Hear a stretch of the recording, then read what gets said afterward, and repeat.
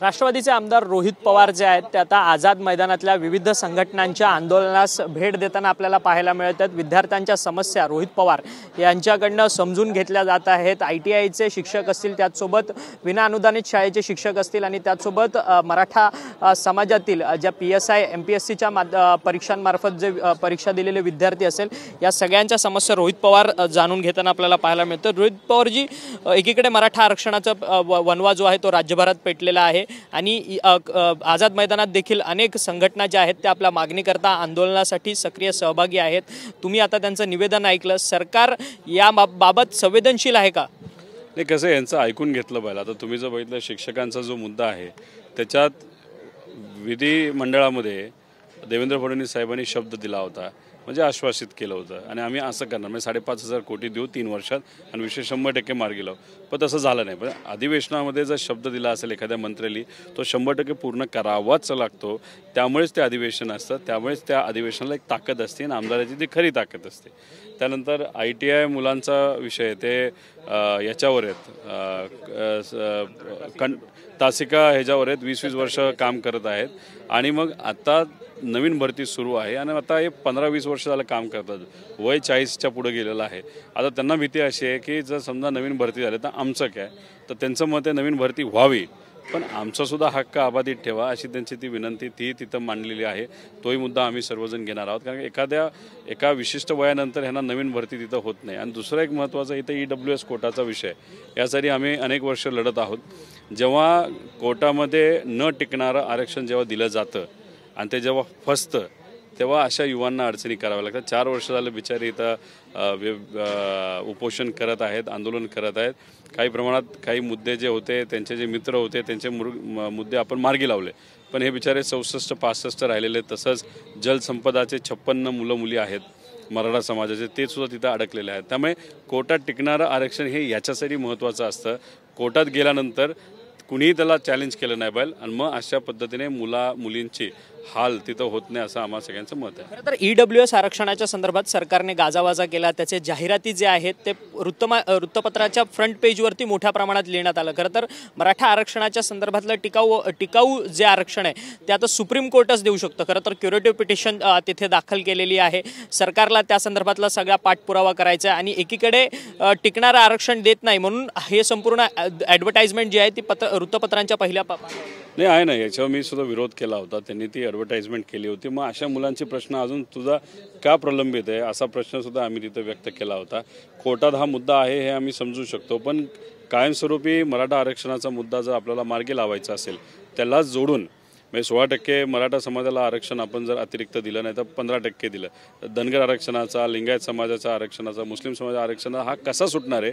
तर ज्या पद्धतीने 50%च्या वर जाऊन केंद्र सरकारने जो EWS कोटा आणला, तर तो जो विषय आहे तो विषय जसा हँडल केला तसाच घटनादुरुस्ती करून हाही मुद्दा हँडल करावा लागेल।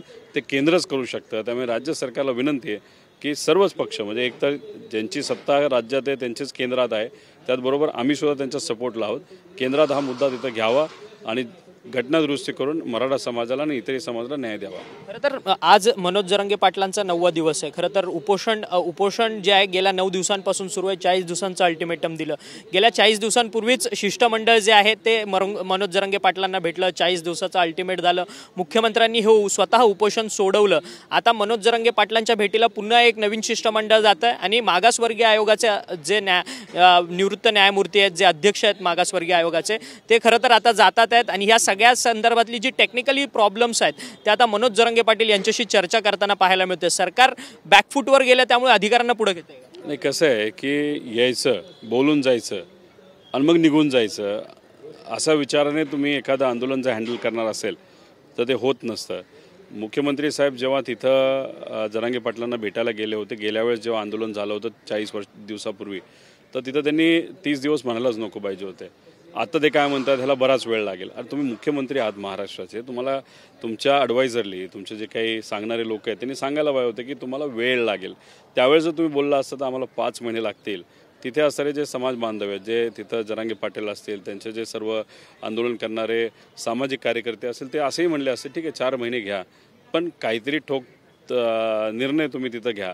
पण तिथं तुम्ही 30 दिवस म्हणला, जरांगे पाटलांनी तुम्हाला 10 अधिकचे दिले, म्हणजे 40 दिवस. पण 40 दिवसामध्ये तुम्ही काय केलं? तुम्ही शब्द असा दिला होता की आरक्षणाचा मुद्दा आम्ही मार्गी लावू, म्हणजे आरक्षण देऊ, असा तुम्ही शब्द दिला होता. आणि दुसरं सांगितलं होतं ज्या मुलांवर तिथं पोलिसांकडनं कारवाई झाली त्या सगळ्या कारवाई आम्ही मागे घेऊ असं सांगितलं. पण 40 दिवसात तेही झालं नाही.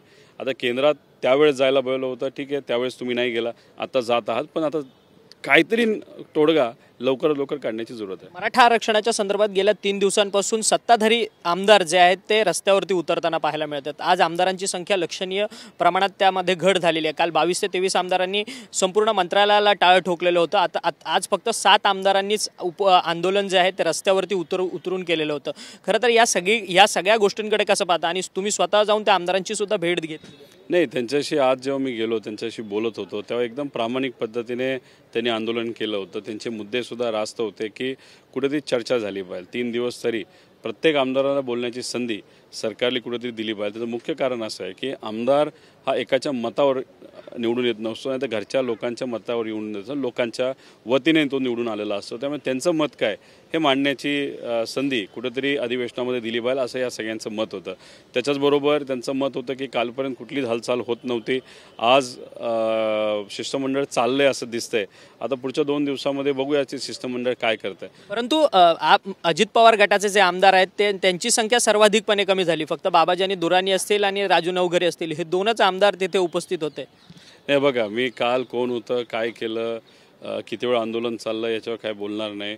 पण आत्ता जे कुठले आमदार इथं आहेत खूप प्रामाणिकपणे हा मुद्दा मांडत आहेत. त्यामुळे त्यांना कुठल्या पार्टीचे ते आहेत, कोणाचे ते आहेत याचा काही त्यांना काही पडलेलं नाही. त्यांना समाजाचं, लोकांचं पडलेलं आहे. आणि ती भूमिका मी जेव्हा आत होतो त्यांच्यावर 2 तास त्यांच्याशी चर्चा केल्यानंतर त्या गोष्टीची मला जाण झाली की या आमदारांना खऱ्या अर्थाने कुठंतरी लोकांचं हित मनामध्ये आहे असं जाणवतं. खरं तर मराठा आरक्षणावरतून मराठा आणि कुणबी हा वाद पेटलेला आहे, अर्थात मराठा आणि ओबीसी.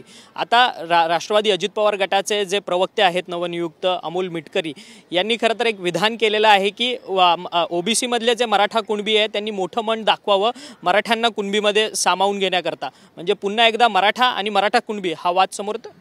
हा बघा, एक तर सामान्य लोकांमध्ये तो कुठेही वाद नाही, उलट समावेशक भूमिका सगळेच घेत आहेत. पण सगळ्यांचं मत आहे की एकत्रित बसा, काहीतरी कायमस्वरूपी तोडगा काढा, कोणाही अन्याय होणार नाही याची भूमिका सामान्य लोकांची आहे.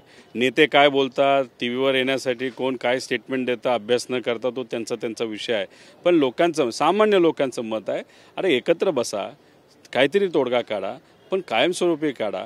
आणि हा तोडगा निघाल्यानंतर, समाजाला न्याय मिळाल्यानंतर आमचे इतरही महत्त्वाचे मुद्दे आहेत, ज्यात मराठा समाजाचे सुद्धा आहेत, ओबीसी समाजाचे सुद्धा आहेत. जसं की आता दुष्काळ जाहीर होत असताना ठराविक तालुक्यामध्ये झालं, बाकी ठिकाणी झालेलं नाही. शिक्षणाच्या अडचणी आहेत, स्कॉलरशिप वेळेवर मिळत नाही, आरोग्याचे अनेक प्रश्न, औषधं नाहीत आपल्या महाराष्ट्रामध्ये. त्यामुळे सामान्य लोकांचं, सगळ्या समाजाचं मत आहे की मराठा समाजाला न्याय मिळाला पाहिजे. आणि तो न्याय देत असताना कोणी राजकारण करू नये, कायमस्वरूपी न्याय मिळावा. आणि त्याच्याचबरोबर इतरही मुद्द्याकडे आता येत्या काळामध्ये लक्ष देण्याची जरूरत आहे. धन्यवाद, तुम्ही आमच्याशी बातचीत केली. खरं तर मराठा समाजाला टिकाऊ आरक्षण जे आहे ते सरकारने देण्यात यावं आणि लवकरात लवकर हे आरक्षण द्यावं, जेणेकरून राज्यातले इतरही मुद्दे जे आहेत ते कुठे बॅकफूटवरती गेले नाही पाहिजे. तेही मुद्दे सोडवणं तितकंच महत्त्वाचं जे आहे असं विधान जे आहे ते आमदार रोहित पवार यांनी आपल्याशी बोलताना केलेलं आहे. व्हिडिओ जर्नलिस्ट गणेश राटेसह अक्षय मंगणी, TV9 मराठी, मुंबई.